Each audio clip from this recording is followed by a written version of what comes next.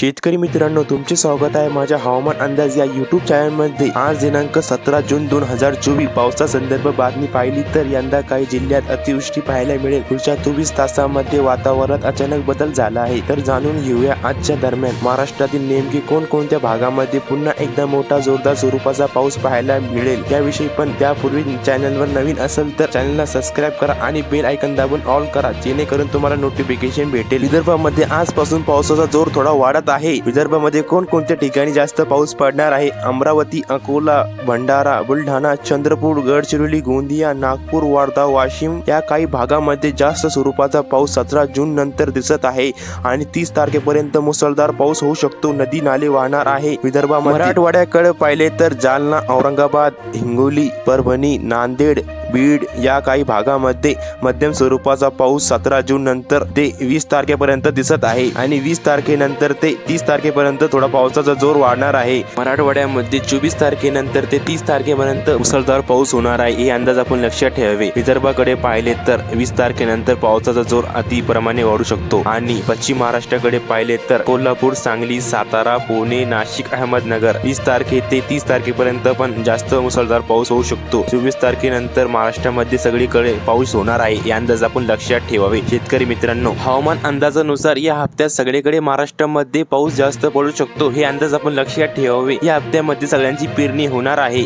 हे अंदाज आपण लक्षात ठेवावे। शेतकरी मित्रांनो, पुढच्या व्हिडिओच्या माध्यमातून नवीन असाल तर चॅनलला सबस्क्राइब करा आणि बेल आयकॉन दाबून ऑल करा, जेणेकरून तुम्हाला नोटिफिकेशन मिळेल।